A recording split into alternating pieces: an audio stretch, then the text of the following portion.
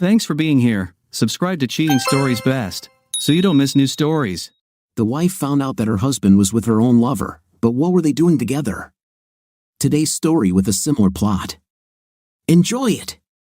Local news reports that a man was killed this afternoon when the SUV he was driving went out of control and crashed into a concrete support for the Simpson Street Bridge just below the Haney Expressway. Metro Police say 48-year-old Byron Evans was pronounced dead at the scene. It is believed that excessive speed may have caused the accident. It was the local news on the channel at 10 p.m., which we watched every evening religiously. It was my husband's choice, and I rarely listened while they talked, but when Byron Evans's name came up, I immediately perked up. I listened to the end of the report but was not entirely sure of what I heard. However, the hairs on the back of my neck stood on end, and my heart began to beat faster in fear of hearing the worst news in a long time. But I couldn't make it clear. I couldn't let my husband know that I was interested in this report about the accident. I thought about taking the remote and changing to other local news channels, but I was afraid it would look suspicious since we never watch news on other channels. Then I remembered that the channel's website has printed versions of news reports and perhaps the written version had already been published. I stood up and pretended to stretch for a minute, then calmly walked into the office, which was located next to our living room. I wanted to run because I needed to know, but again, my husband had no way of knowing why I was looking. Even though our computer was updated to the latest processors, it seemed to take forever to boot. The home screen finally appeared.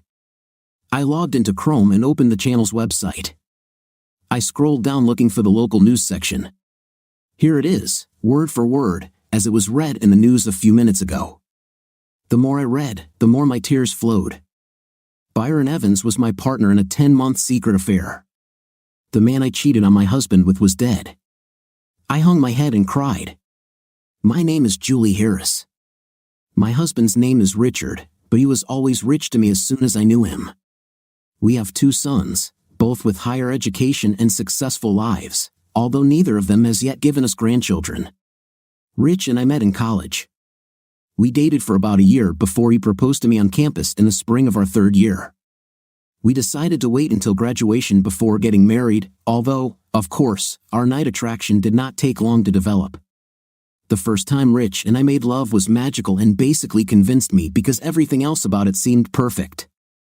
We both had experience before we met each other, so it was never an issue. We each knew what we wanted in a bed partner, and I think we both liked what we saw in each other. In other words, it seemed that we were marrying those who were suitable for us. We both started working immediately after college, Rich in banking and I became an elementary school teacher. When we had our children, Rich was so successful that I was able to stay home with our boys. It was difficult because one of the aspects of the job that I enjoyed was the camaraderie I felt with my colleagues at the school where I taught. When my conversations were suddenly reduced to interactions with my 2 young sons, I missed adult interaction, but I managed and stayed home until our youngest was able to get to high school on his own. I'm proud to be a homemaker. I think it was a blessing for our children, and my husband didn't have to worry about keeping the house tidy, at least on weekdays. But I was ready to return to the big world. Since my teaching certificate had long since expired, I knew this was no longer an option, so I started looking for other career opportunities, knowing that wherever I went, I would be starting from scratch without any preparation. While researching job openings on websites in our area, I became interested in an offer from a real estate agency offering free training to obtain a realtor's license.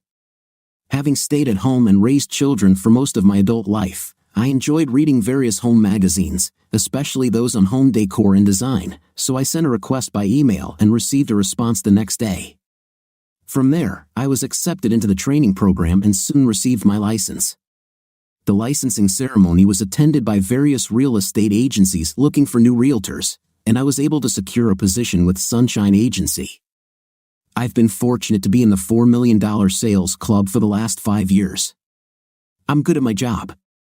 Rich and I are still a very attractive couple. He is 6 feet 2 inches tall and stays fit by going to the gym 3 or 4 mornings a week. I don't have a gym membership, but I try to walk as many steps a day as possible while being careful about what I eat. I'm only 5 feet 8 inches tall with an average build. As I approach 50, I know there are places on my body that don't look as firm as they did 25 years ago, but overall I am very pleased with how I have managed to preserve myself. For the most part, we have a very good marriage. Rich has always been a great provider. Several years ago, he was hired as a bank inspector, a job that required him to be away from home while visiting banks in other cities. Fortunately, he waited until the boys graduated from high school before accepting this new position, as he was always available to attend games and other events in which the boys were participating. Night with Rich was always great. He wasn't the biggest I've ever been with, but he was attentive and thorough. Our night felt like a partnership, just like our marriage, and he made sure both of our needs were met. As is often the case with most couples, things slowed down when the kids were born. I tried not to attack Rich when he got home from work every day, knowing he would be tired, and I didn't want to seem like an intimate obsessed witch who only wanted her husband for one reason. When we made love, it was still good, but our love almost became a routine.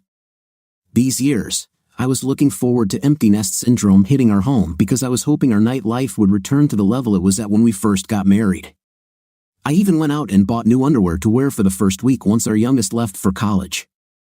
This was supposed to be our time, spending the rest of our days together, enjoying each other as we settled into retirement. But it seems his interest never returned. It seems so trivial now, a woman in her 40s rediscovering her night drive while a man in his 40s was allowing his to wane. I found myself in a difficult situation. I felt like I needed this more to reaffirm the hope that he still loved me and was still interested in my body and what it had to offer him. But again, I didn't want to seem clingy and desperate. I wanted more intim, but I wanted it to be his idea.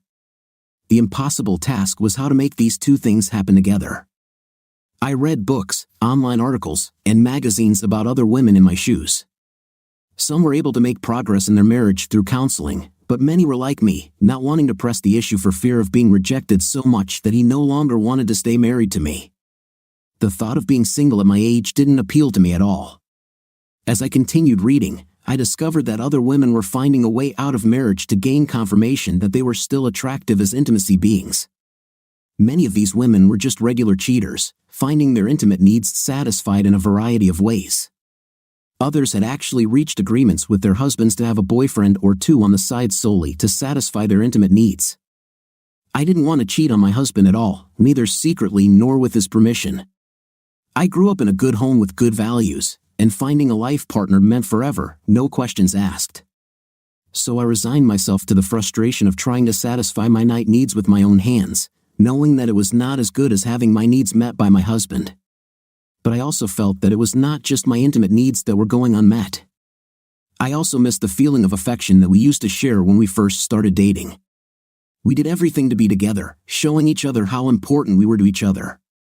Wherever we went, we held hands and shared fleeting kisses for no reason. He always made me feel attractive and wanted.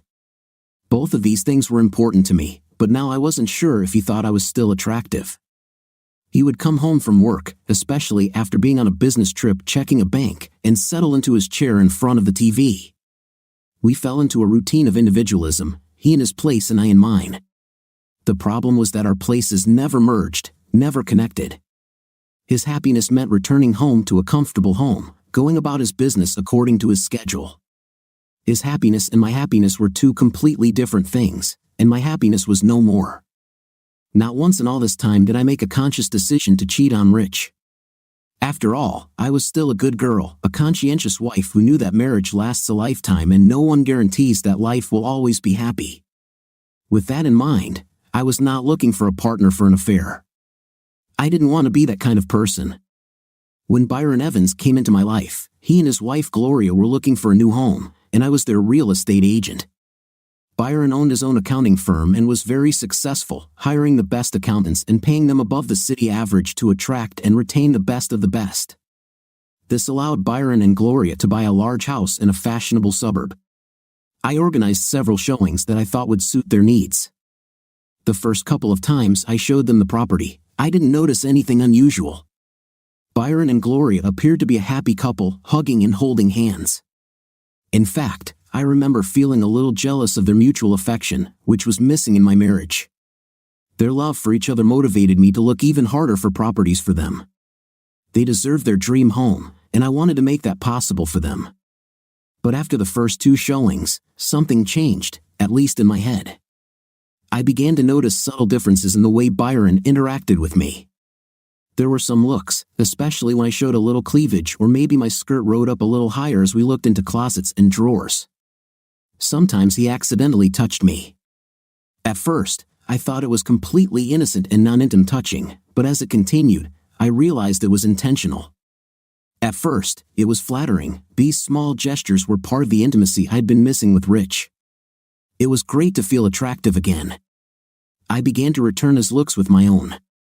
I caught his eye on me, and when our eyes met, I smiled, letting him know that I liked his interest. I also began to learn the art of hiding my looks from Gloria. We would try to keep her distracted or maybe even in another room of the house before Byron and I started flirting with each other. Gloria had very high standards for her next home, so this meant we looked at least a dozen houses before she fell in love with one. The entire time we were looking at houses, the night chemistry between Byron and me intensified. At first, I pretended that she didn't exist and that my behavior could be justified by saying that I was doing everything possible to sell a nice couple their dream home. But this thought did not last long, and it became clear to me that the opportunity for more was available. I loved being the object of desire again. I loved the attention Byron gave me. The longer this went on, the more I knew I wanted more. I was sad that day when I showed them the house that Gloria loved because I knew if they bought it, the showings would stop and I would have no reason to see Byron anymore.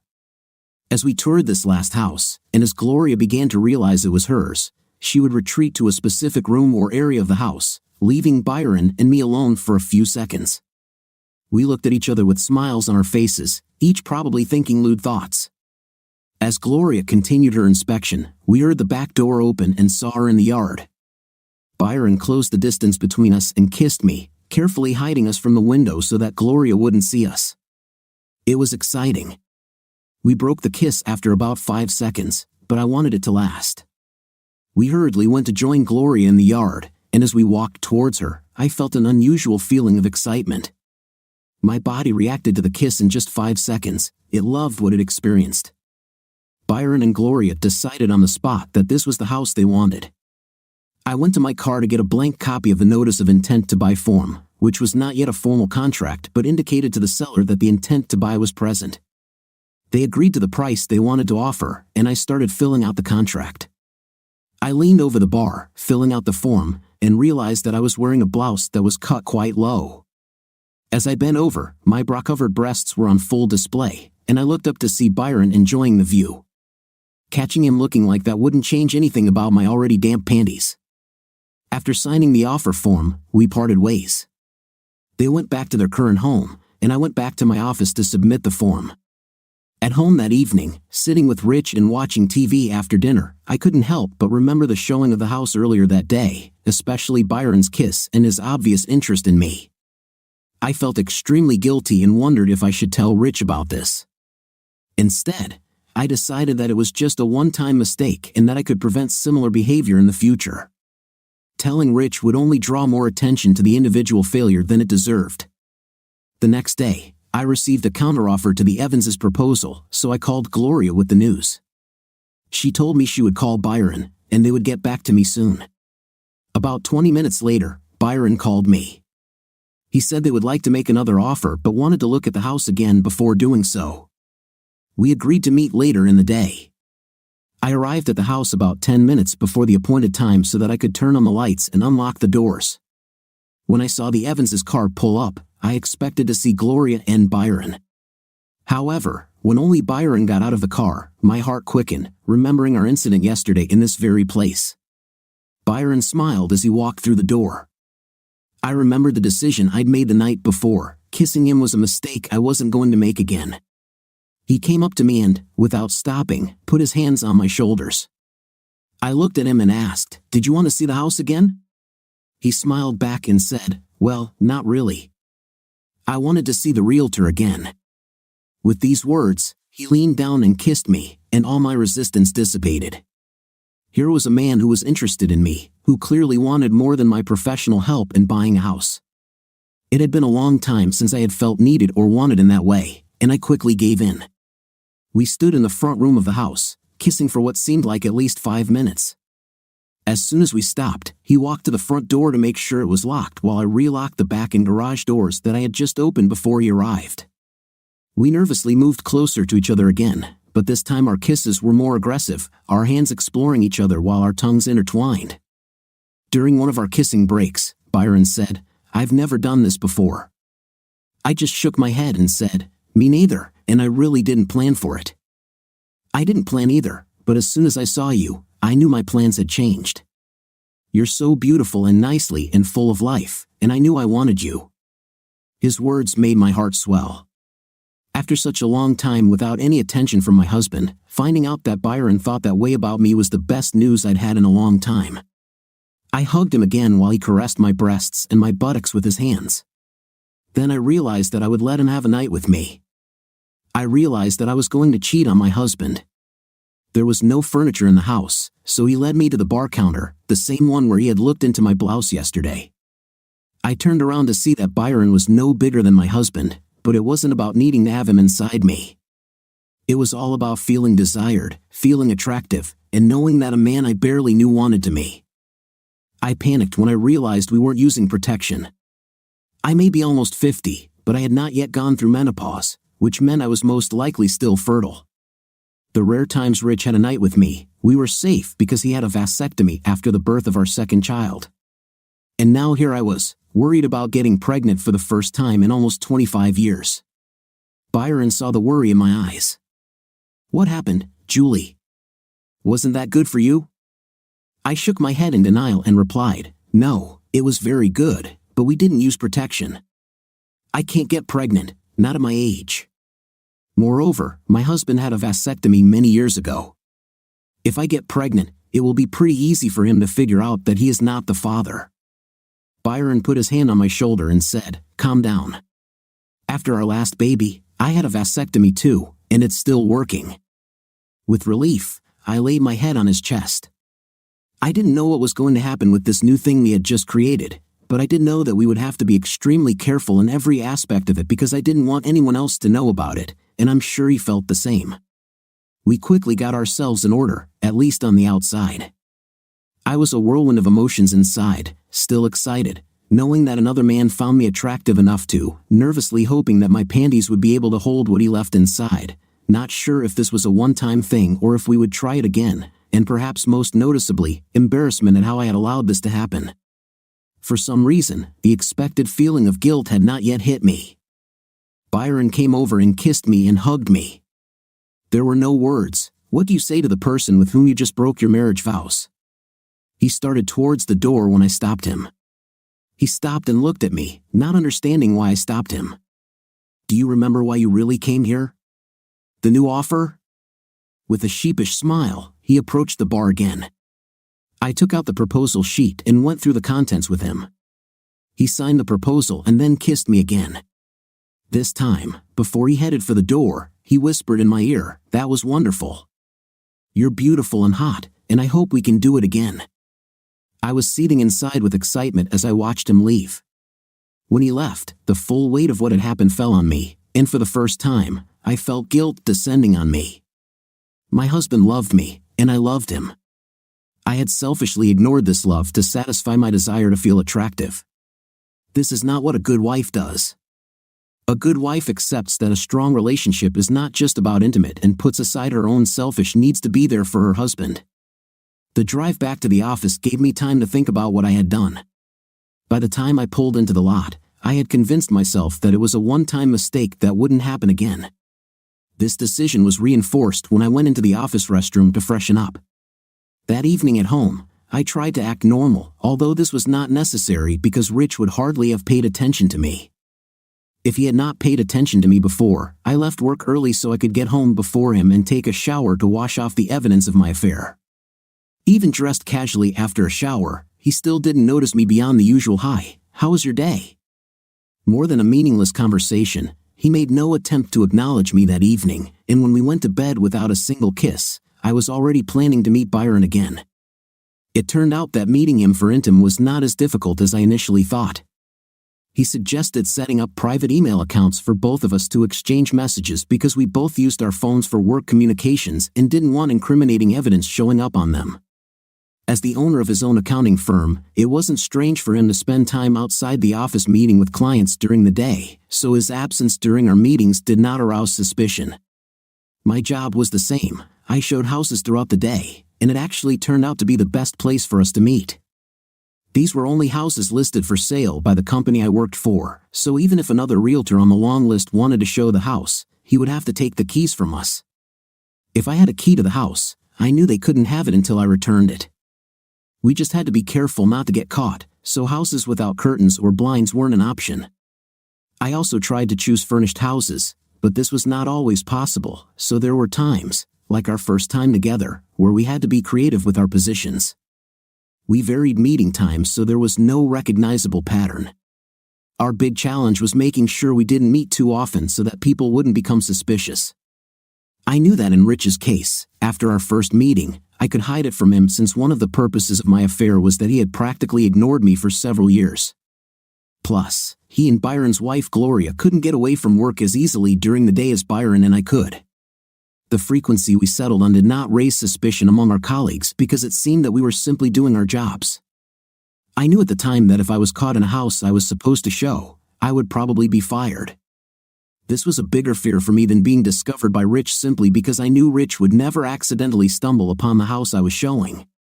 So Byron and I made sure we rotated houses, trying not to go to the same one more than once. This way, the neighbors of these houses wouldn't become suspicious either.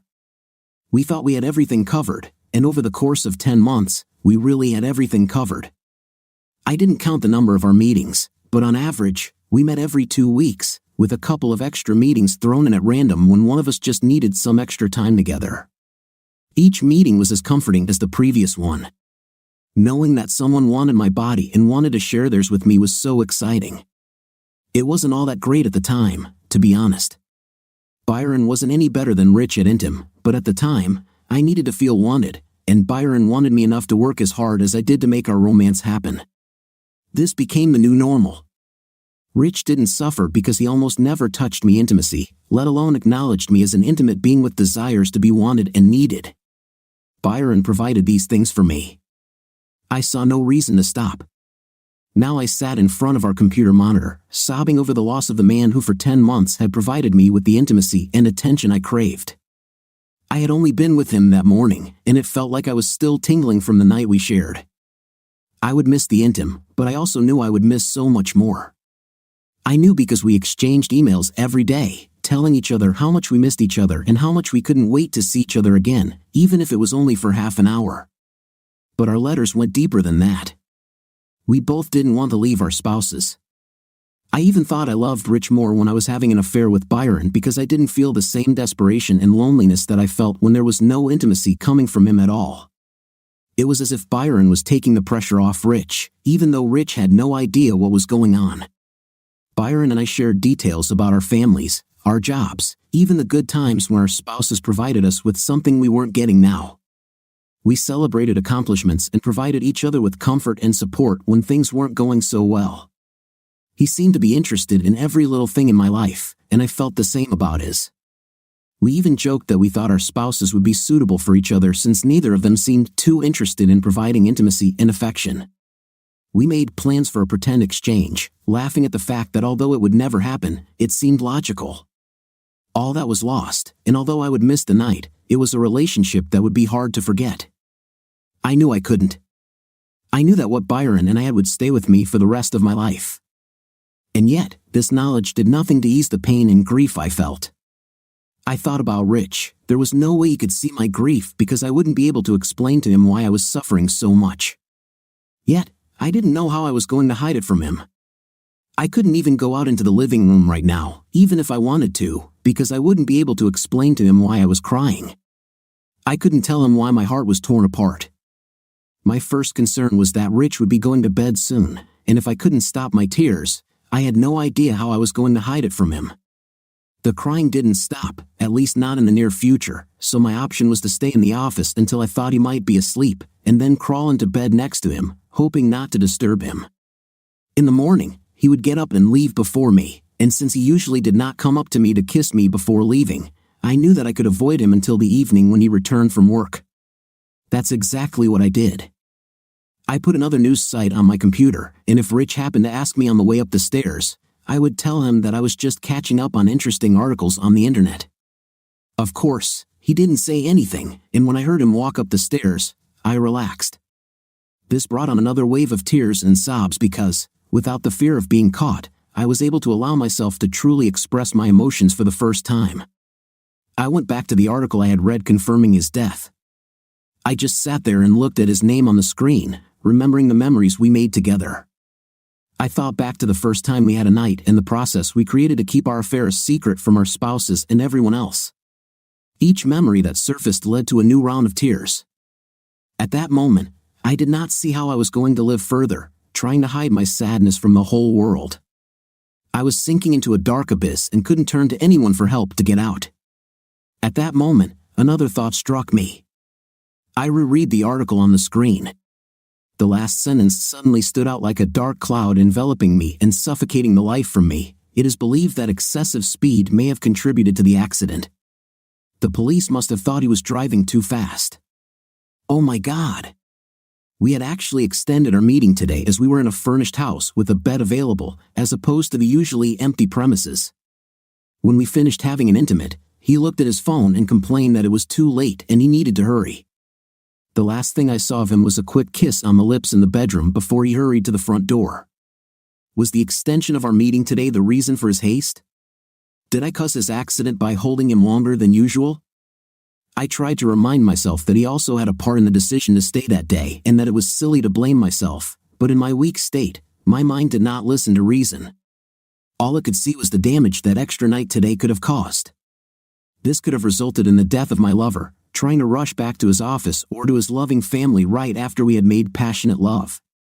The tears continued to flow.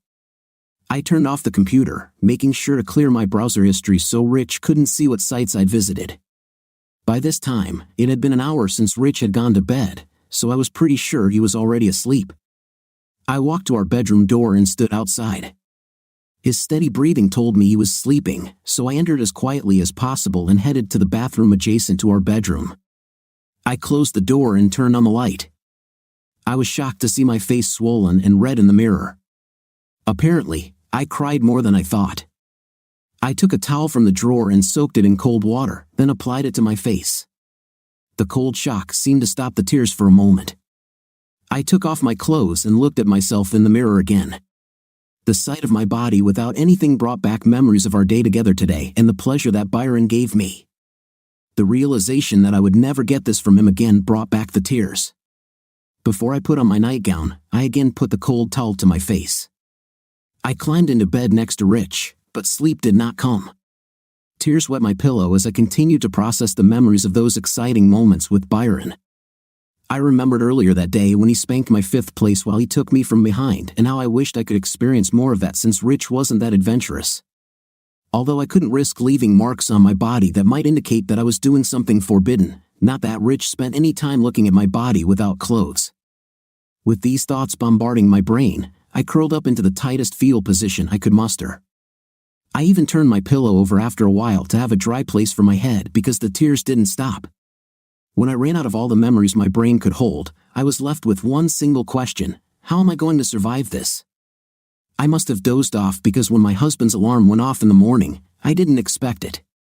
If he followed his normal routine, he would get up and go shower without waking me, so I knew I should be able to avoid him at least until he returned from work later in the day. He got out of the shower and went straight to the clothes he had prepared the night before so as not to turn on the closet light and risk disturbing me.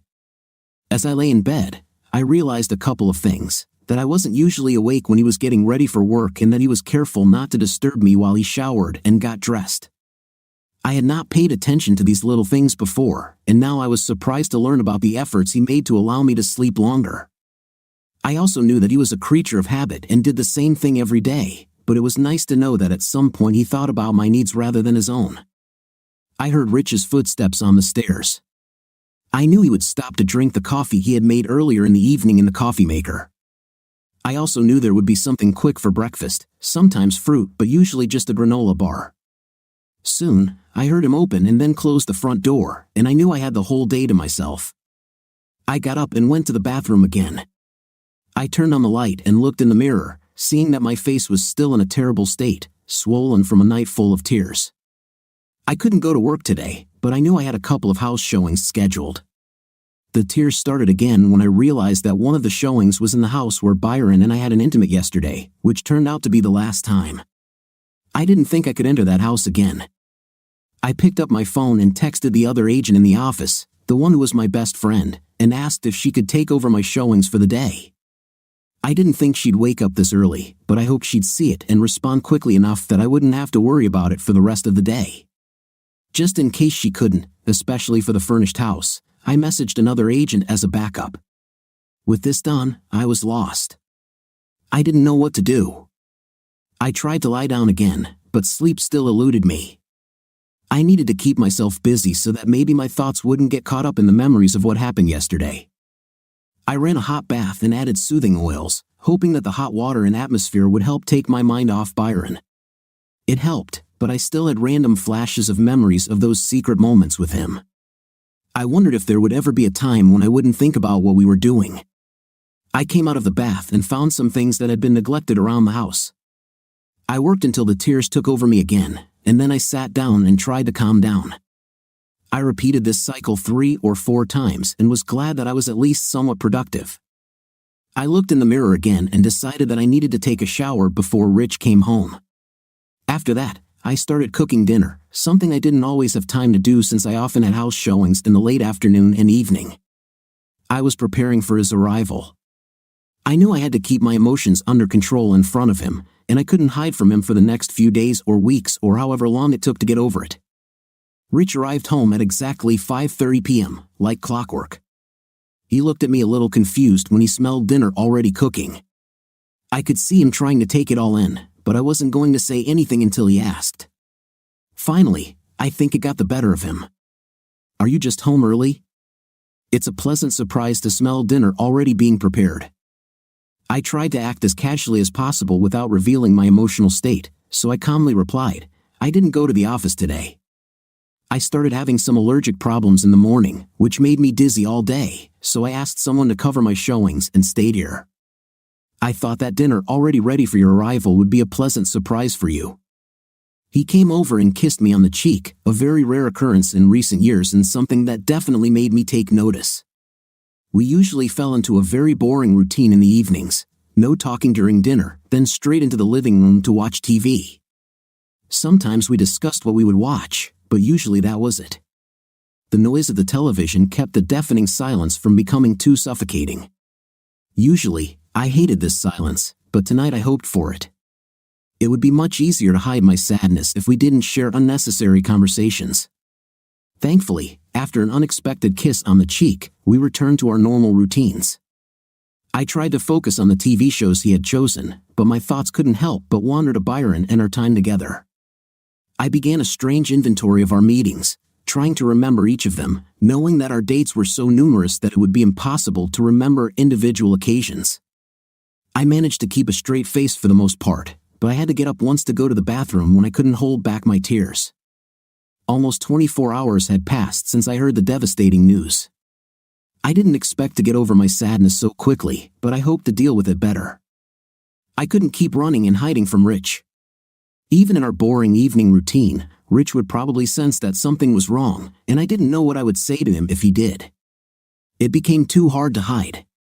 At 9:30 p.m., I got up and told him that my allergies were really bothering me and I was going to take my allergy medicine and go to bed.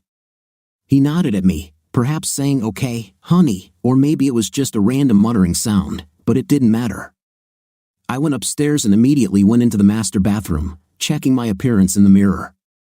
I was glad to see that there wasn't too much redness around my eyes. At least this part was getting better. I knew that if I went to bed right away, I would have about an hour to fall asleep before Rich came upstairs. I also knew that lying in bed with nothing to do, my thoughts would probably return to the good times with Byron, but there were no other options, so I went to bed.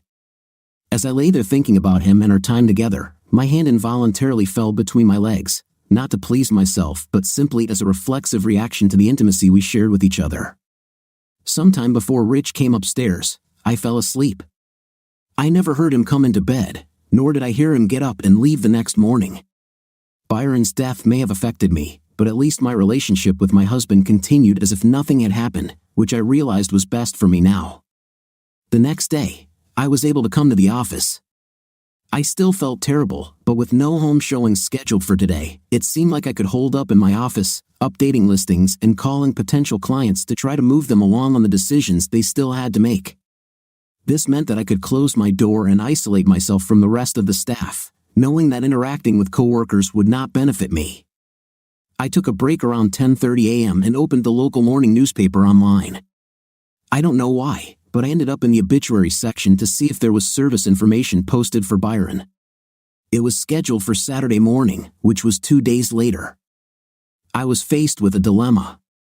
I really wanted to go, more for my own peace of mind than for any other reason, and technically, I might still be in a period where a caring real estate agent could come to pay respects to the surviving family. But the more pressing thought was that I couldn't handle it without crying and sobbing, and it would be hard to explain to anyone there why I acted the way I did when Byron was essentially just a client who had bought a house through me. I was also afraid that the guilt I would feel hugging Gloria as we said goodbye would make my tears worse. After all, she was an innocent victim of my affair with her husband, just like my husband. I knew I needed to do something because I thought it might help me find peace. I thought about Gloria and how much pain she must have been in, and yet, since her relationship with her husband was an open secret, she probably had all kinds of friends, family, and clergy to help her grieve. Since my relationship with her husband was not public, I really felt like I had to deal with this alone, and I didn't know if I was strong enough to do it. So at least by visiting the cemetery during his funeral, I could perhaps do a little therapy of my own. For the first time, the idea of a professional psychotherapist who could help me came into my head. I weighed the pros and cons. If I could find a therapist who specialized in grief, someone who I assumed could work confidentially, I could work on my grief, and that person would see that because of my situation, I desperately needed his or her services. I didn't think Rich would find out about this since I had no problem hiding the affair from him for 10 months. But then another thought struck me. Byron and I did a great job of keeping our affair a secret from everyone else, or so we thought. Confiding in a therapist, although subject to confidentiality laws, would mean that I was telling someone else that I was cheating, and I didn't know if I was ready to admit it. I knew I was like this, but no one else knew it, especially now that Byron had been killed. Was I willing to admit to someone else what I had done? I left this idea in the background. I decided that after Saturday, I would have a new perspective on this mess. Maybe then my head would clear and my grief would subside. By then, if not because of the finality of Byron's funeral, I was pretty sure I wouldn't get any worse. Even though I was doing it alone, I was the only judge of it, and I wasn't sure I could judge it objectively. The rest of Thursday and Friday went pretty smoothly. I suffered from a couple of bouts of crying during the day, although I continued to feel more sad in the evenings when I was alone with Rich. At the time, I wasn't sure why, although the thought that it might be guilt never crossed my mind. But I knew that the usual silence of recent years was almost killing me now, because in this silence my thoughts always returned to Byron. On Saturday morning, I got up early, right after Rich, who doesn't allow himself long sleep in the mornings. I told him last night that I had a couple of house showings scheduled, which wasn't unusual for the weekend. I dressed professionally, and although I knew I wouldn't get out of the car at the cemetery, I still felt it necessary to dress appropriately for the occasion, perhaps as a final sign of respect for my relationship with Byron. I left the house to make the 25-minute drive to the cemetery. Being in the center of a large city, the cemetery seemed remote and quiet, surrounded by 100-year-old trees and having a couple of ponds with fountains in the middle. It was a refuge from the world. I found the tent where the burial ceremony would take place and parked as far away as I could while still being able to see what was happening, and then I waited. I didn't really know when they would arrive, but the thought of driving and parking next to the funeral home and then following the procession seemed too risky. It had been almost a year since I'd seen Byron's wife Gloria, but I was driving the same car I'd driven when I showed them houses, and I just couldn't risk her seeing me there, wondering why my eyes were red and puffy. Finally, the procession arrived. I watched from the car as the hearse drove up to the tent above the grave. The first few cars after the hearse appeared to be limousines owned by the funeral home to transport either the family or pallbearers. I immediately recognized Gloria and her children as they stepped out of the second limousine and slowly walked towards the tent. Watching her escort her children to his final resting place brought out an emotion in me that I had never felt before. Suddenly, I felt guilty as hell for what I had been doing for the past 10 months. Seeing them made it all too real for me. With family and guests under the tent, the back door of the hearse was opened, and the coffin was carried out and brought to the graveside. Watching the pallbearers walk slowly, my chest tightened, and tears began to flow again. But while I cried for myself and the fact that Byron and I would never get back together, I also cried for Gloria. I cried for the wife of the man I was having an affair with. I wanted to stay, but there was no reason for it. I was not going to go where the service was. I didn't want to talk to anyone. It was as if I just needed to see his coffin being taken out of the hearse, and that was enough for me to accept the finality of the situation and hopefully move on. I started the car and drove away quietly. I wasn't ready to return home, but I had no goal, no destination. I just drove around, wandering the secondary streets of the city for more than an hour. I finally stopped and bought a soda and a bag of chips, more to keep myself occupied than because I was actually hungry or thirsty. I collected my thoughts and headed back home. I wasn't sure what I would do, but I knew I couldn't spend the day riding around without a goal. Gradually, I tried to restore order in my life. I was relieved to find that the tears had subsided within the first couple of days after Byron's funeral. Although I still thought about him every day and missed what we had together, I was able to get through the day relatively without tears. I didn't know if this was an official sign that I was healing, but since I still hadn't shared this part of my life with anyone, I felt like the lack of tears was a good sign. I thought about the visit to the cemetery and the guilt I felt, as well as my sympathy for Gloria and her children. I didn't know if she knew about Byron and me, but I thought it unlikely since we'd been going on for so long, and I assumed Byron would have told me if she knew. If that were the case, then Byron's secret would go with him to the grave, and I would be left alone with the knowledge of what we did. Knowing the grief I could cause Gloria, I knew I would never tell her. Of course, I wasn't going to tell Rich either, but part of my pain came from knowing how much she was suffering, and knowing that I was mourning her as much as I was mourning myself only added to the confusion I found in the cemetery. As the tears for Byron lessened, I wondered if I could put aside the pain I felt for Gloria and the guilt I felt myself. As the days turned into weeks and months, I found myself taking a little break at home. Rich went on a 3-day business trip out of state midweek after the funeral. Although I no longer had to hide the affair, I still tried not to show myself crying in front of him, maintaining our already weak relationship. His absence gave me the opportunity to focus again on my work, putting all my effort into my listings and working with potential home buyers and sellers. He left on Tuesday morning and was due back on Thursday evening, which was a fairly typical trip for him. For some reason, I was awake when he was getting ready to leave, which was unusual. I went downstairs to see that his coffee maker had already prepared his coffee. I knew the procedure: drink 1 cup at home before leaving and take the rest in the thermos he washed the night before. As he walked down the stairs, I met him with his coffee in his hands. Rich turned around and suddenly stopped when he saw me. A slight smile did not leave his face, a smile that I had not seen for many years. "This is a pleasant surprise," he exclaimed as he took the cup from my hands. He looked at the counter and saw a thermos sitting there for him. "Thermos too? Why this treatment?" I didn't really have an answer. "I just woke up and decided to," I said. But after seeing his smile and our little conversation, I was glad I did it. "Nothing much, I guess, except that you'll be gone for 3 days and I'll miss you, so I thought I'd get up and see you off." I was surprised at how convincing it sounded when I said it, and I felt some regret for not having thought of it sooner. I made a mental note to remember what I did today and try it again on Friday. It could have been a change from our already established routine and become meaningless, but I realized that some of the responsibility for this lack of meaning in other things lies with me, and perhaps I could learn from it and try to make it special. Rich packed his briefcase and took his coat from the closet. As he was putting it on, he looked at me and asked, "What are you going to do while I'm gone?" Another surprise. When did he become interested in what I was doing in his absence? I already had a prepared answer to this question. I'll probably spend most of my time in the office, calling potential clients and trying to set up showings. Things haven't been going well lately, so I need to step up my game.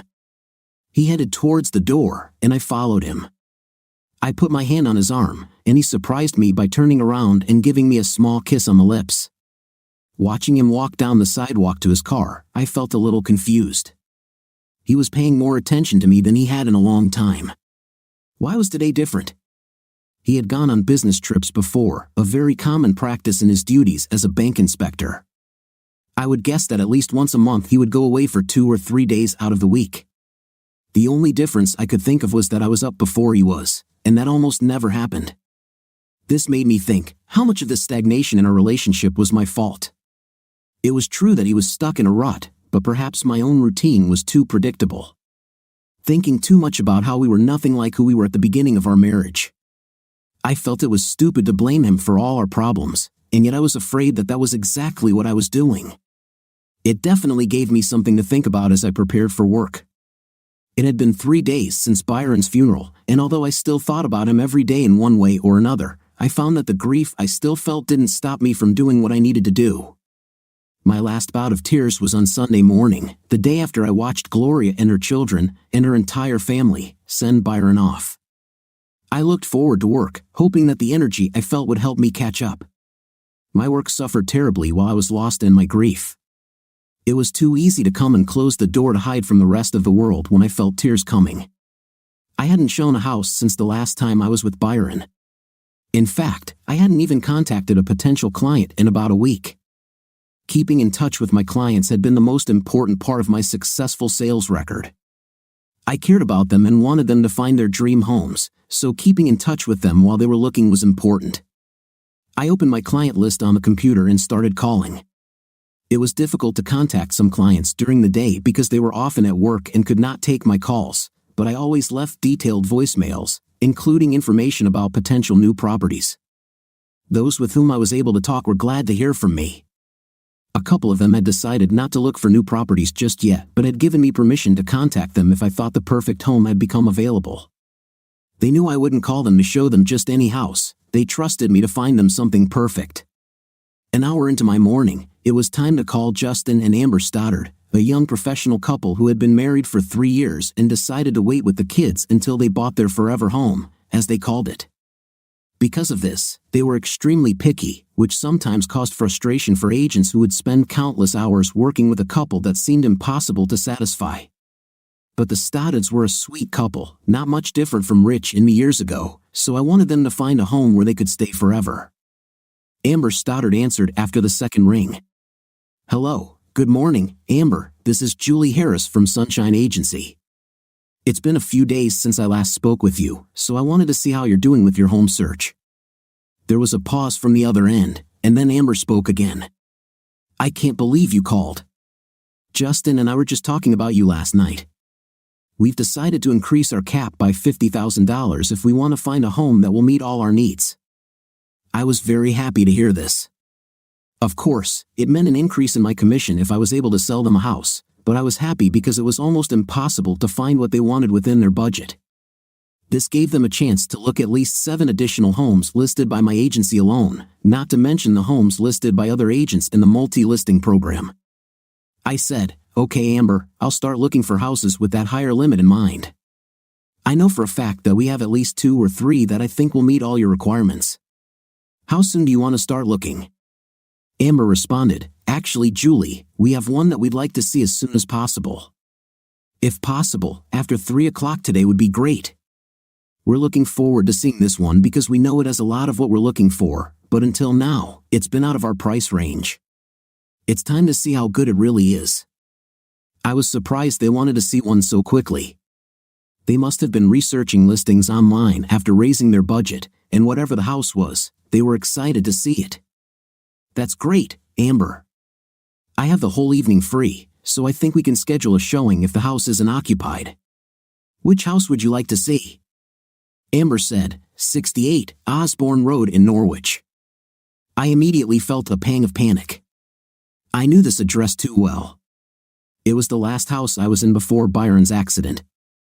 In fact, it was the house where we last had a night, the house he rushed out of because we stayed longer than usual. This was the house he was hurrying away from when he met with the accident that took his life. My eyes filled with tears again, and I knew I had been silent for too long. I had to say something to Amber. Somehow, my autopilot kicked in, and I heard my voice confirm to her that I would meet them there at 3:15 that evening. When I disconnected the call, I wasn't sure if I could do it. Sooner or later, I knew I would have to enter that house again if I wanted to sell it. I also knew it was a good option for the Stoddards, and the only reason I hadn't shown it to them yet was because it was out of their original price range. Apparently, my grief over Byron's death had not faded as much as I had hoped. Quickly, I scheduled the showing on the multi-listing schedule to let other agents know the house was not available for showings at that time. Then, I got up and went to the bathroom to wipe my face with cold water and try to regain my composure. I needed to figure out how I could show off this house without letting the pain of Byron's death get the better of me. The only way I could imagine dealing with this was to arrive early and face whatever emotions I found upon entering the house. I decided that I would work until about 1 p.m. and then take a late lunch, which would get me home a little after 2 p.m. and give me a little over an hour to deal with the memories of my late lover. I finished calling clients and then made a list of calls to sellers to see if they wanted to change the price. Those calls could wait until tomorrow, but the list was ready so I could start as soon as I got to the office. Finally, the clock showed 1:30 p.m. and I took the keys to the house on Osborne Road and left the office. I stopped at a small cafe that I liked, located approximately halfway between the office and home. While I ate, I tried to anticipate my reactions when I entered that house. I tried to reassure myself that I had handled everything well enough so far, and this was just another obstacle that I needed to overcome to get my life back to something resembling normality. When I pulled up to the house, no amount of talking to myself could have prepared me for the excitement that filled my heart as I approached the front door along the sidewalk. My heart began to race, and I felt my legs become weak. I took a deep breath as I inserted the key into the lock and opened the door. My mind immediately went back to that fateful day. I replayed events as if my memory were a digital recorder. I waited for Byron as he walked up the steps, and as soon as he walked in, he gave me a passionate kiss. It was a routine that we had practiced many times. Usually, he would start by petting me, but for some reason that day, I was so happy to see him that I quickly got down on my knees, unzipped his fly, and got to work. After our first meeting, we often pleasured each other, and I learned that this was a great way to destroy evidence that is not something we have to worry about cleaning. Byron obviously enjoyed my skills, something he never stopped showing me. Our night wasn't anything special, but it never felt routine. Perhaps the betrayal factor kept us on edge. It also didn't hurt that we had an intim in many different houses for sale, so changing the location helped keep that excitement and freshness. We were always careful not to leave marks on our bodies that might raise questions among our spouses, but I knew Byron well enough to understand that he had his own perverted side. The thought of this man taking over and having me when we really didn't have time consumed me, and as he continued to pound my fifth place, I encouraged him to take me even more. My arms and legs could no longer hold me up, so I rolled onto my back and relaxed. Byron looked at his watch and exclaimed, "Oh damn, I need to hurry," as he pulled his feet into his pants and hurriedly put on his shoes. I just stood there, looking at him with a big smile on my face.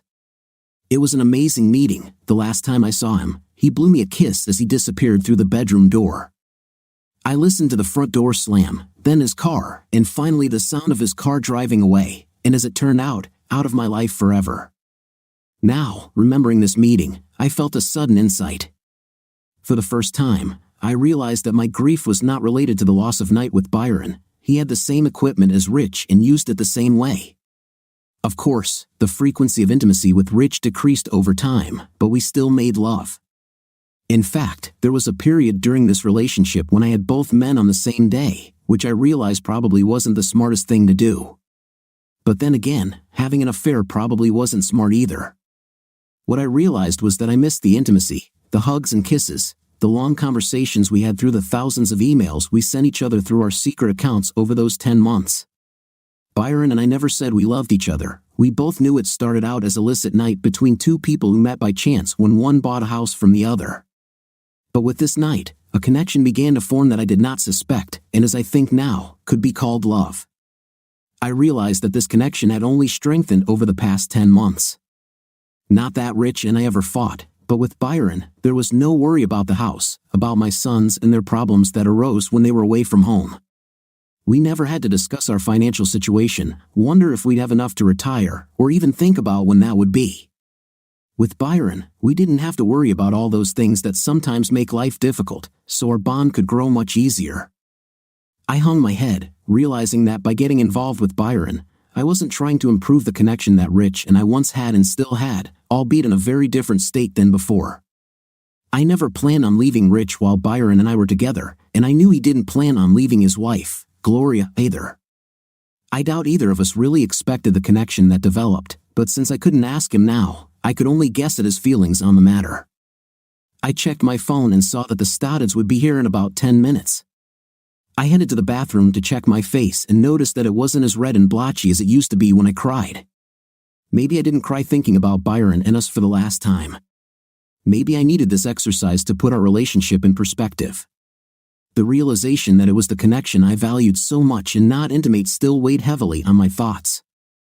Then I remembered this morning when Rich and I were in the kitchen together and the little playful things that surprised me. Can I get this connection with Rich back? Will he work with me and listen when I tell him how much I miss it and how much I need it? He probably missed it too, but like me, he didn't think it was worth the effort as we slipped into a comfortable but extremely lonely existence. The big question is, should I ever confess my affair to Rich? If we could reconnect our spark, even just partially, which would be better than nothing, would any progress be possible if he found out what I did and decided to divorce his cheating wife? He would never understand what I got out of it. In fact, if we improved our relationship, it would be as a direct result of my 10 months with Byron. I knew it would never justify the affair, but it made me see how much I missed that intimacy, and I hoped that Rich and I could get that back. On the other hand, I hid those 10 months from Rich quite easily, which I'm not particularly proud of, but it was the truth. Now that the affair was over, I assumed that my guilt would begin to torment me, and I wondered how long it would last. I thought this would never stop. I returned to the main living area just in time to see the Stoddards approach the front door. I took a deep breath and then let it out. I knew I had a lot of questions to answer, but I was glad that when I opened the door and greeted Justin and Amber, it was with a sincere smile. I was waiting at the front door in a new set of underwear when Rich returned from his business trip. His puzzled look didn't give me much hope at first, but honestly, it had been a long time since I'd greeted him like that. I kissed him and told him how much I missed him and wanted to show him right now, even though I knew he was probably tired from the trip. He allowed me to lead him into the bedroom where we began to heal the problems that were plaguing our lives. After that, we talked about our relationship. We both accepted that our relationship wasn't very healthy and had become a situation where two lonely people couldn't share their feelings with each other. We continued talking as we went out for lunch. I enjoyed hearing Rich tell me how much he appreciated me getting up with him on Tuesday morning when he left on this trip. He was afraid to tell me because he didn't think I wanted to get up so early just to see him off. There were many little things that we were afraid to tell each other about. We decided that we needed to improve communication if we were to get out of our trouble. I can say things are getting better, and while I hope we continue to get closer again, knowing that we have made progress is wonderful. Now we go out a couple of times a week, sometimes just to eat and enjoy each other's company, sometimes to do other activities like dancing, which turns out Rich always wanted to do but never talked about. I even started going to the gym with him 3 times a week before work. Little things like this really help us feel closer to each other. I still haven't told him about the affair, and I'm pretty sure I'll take this secret with me to the grave. As I expected, my guilt grows every day, especially as my relationship with Rich strengthens. The affair made me see what was truly missing in my marriage and motivated me to take steps to regain lost intimacy, but having an affair was not the right way to do it. So, I will punish myself for my selfish actions and continue to take steps to ensure it never happens again. One more thing, the Stoddards bought a house and they are thrilled to finally have a home where they can start expanding their family. I hope when they reach their empty nesting years, the fire of romance between them will continue to burn, so that they don't make the same mistake I did. What do you think of our story today? I think the wife was absolutely wrong in her decisions, and also the plot twists in the text were some of the best. What's your impression? Write in the comments. See you in the comments.